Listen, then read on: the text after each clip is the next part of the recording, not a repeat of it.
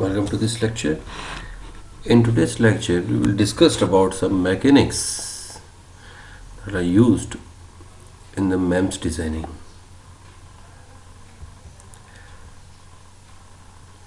The moving solid and the flowing fluids distinguish the microsystems from microelectronics, where only electrons are moving, electrons holes are moving.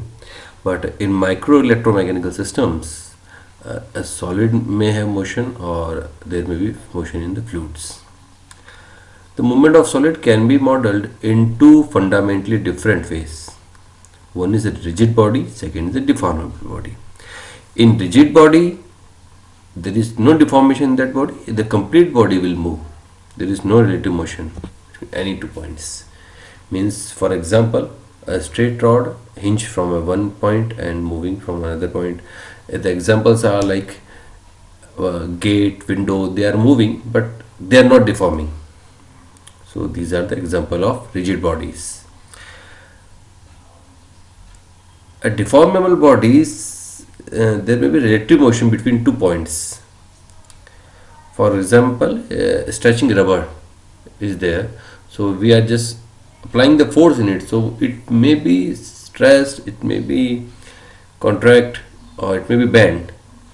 So another examples are the bar bending of a steel beam, or a membrane, plate, shell, and more complicated geometry shape, and we can change the shape of that material, that devices, so they comes under deformable bodies. In reality, there is no solid is perfectly rigid. There is a little bit of deformation is there, that may be negligible in comparison of the other movement, but there a little bit deformation will be there. These are the examples of rigid bodies in the deformable bodies. Rigid body means sorry, these are the bar hinge from one end and we can move in this way, so there is no deformation in the shape of this bar, it will be hinged from this point only. And these are the deformable bodies. We can increase the length by applying the force in this direction, or we can apply the force in this direction to bend this beam. So these are the deformable bodies.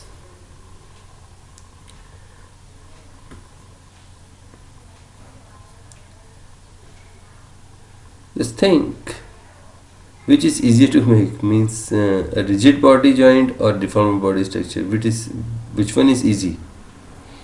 For a rigid, you can see that in the case of rigid body we required the one is this structure, one for hinge, and in case of deformable bodies you can just fix it from one end rigidly, so it's easy to make these deformable bodies.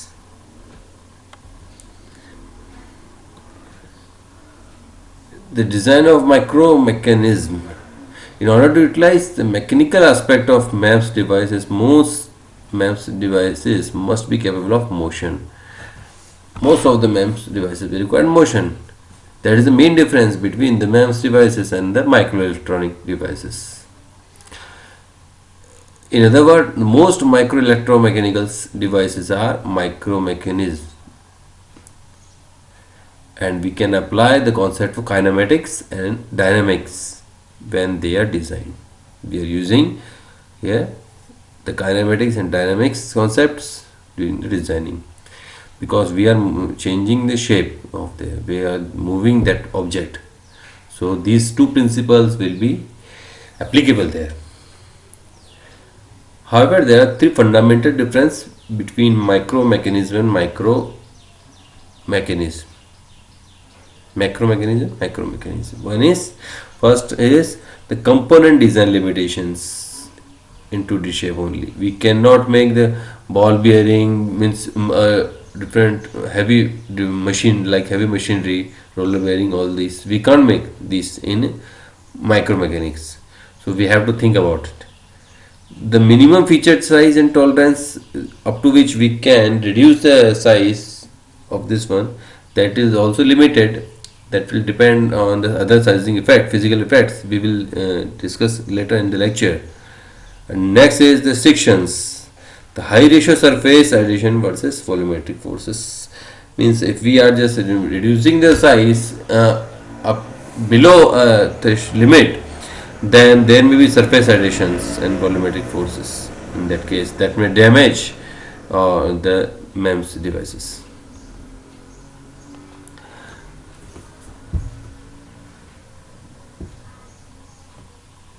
The many now most of the MEMS devices are using the compliant mechanism. What is this compliant mechanism? Means there is no traditional joints, reverts, sliders, prism, but instead flexible joints are there, like a beam. The main example of this one is like spring. You can see this spring. We can fix it from one end. We are applying the force, so it will stretched in the length. Length will increase.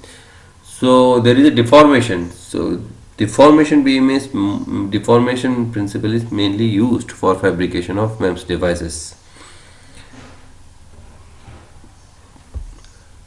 But how we can design the mechanism? This one 4-bar linkage mechanism. This is an example of compliant mechanism that is designed in the MEMS. How we can design, because hinging is not possible.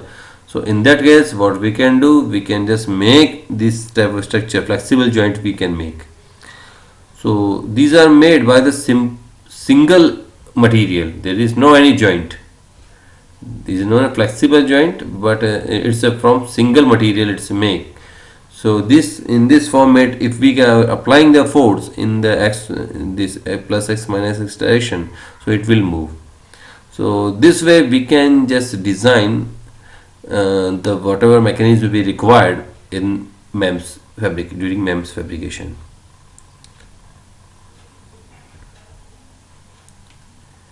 The benefits of this compliant mechanism are: it is single material with no need of joint, as we have seen previously that there is no joint. A single material is used for fabricating complete structure. There is built-in spring back action also. If we are just moving this one in particular direction, it will come again in the original position. So there is spring action also, and highly precise with zero play. There is no hinging, so there is no play in that in the mechanism, and low fabrication cost also. The limitation are the built-in spring back. It will be, to avoid it, we can't avoid it. There will be the spring back action in this type of structures.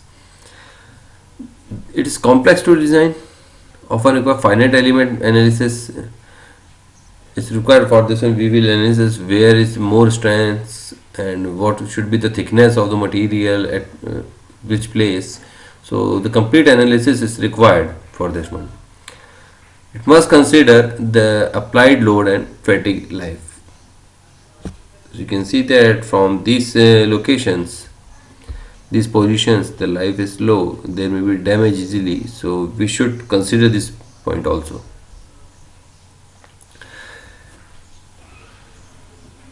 The other benefits are these examples of this compliant mechanism. We can see this is a LAN plug, okay, LAN socket.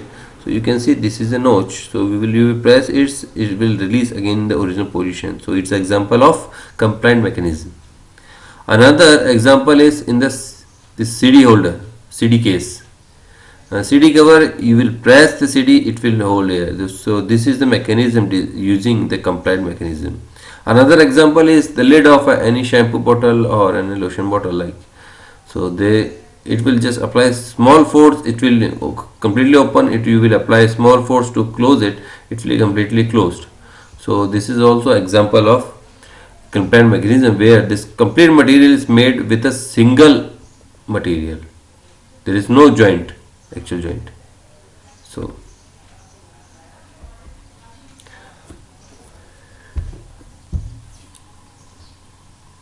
Because the compliant mechanism can be made from a single piece of material, they are ideally suited for miniaturization. The mostly mechanism we are using here is compliant mechanism. Since there are no revolute or slide joint, there are no internal friction or frictions problem. Only friction is between only the surface along with which it is moving, but there is no shaft, no bearing, so there is no friction problem there. Since the hinges are undergoing elastic deflection, they automatically return to their initial position when applied force are removed. This is also beneficial. There is no need any force, any external force is not required to put it in original position. It will automatically come to the original position. They can be scaled down to any scale as long as the external material exhibit linear elastic behavior. We can reduce it very smaller size up to nano scale. In the next lecture, we will discuss about the examples of this MEMS mechanism, that are the bar and the beam. Till then, thank you.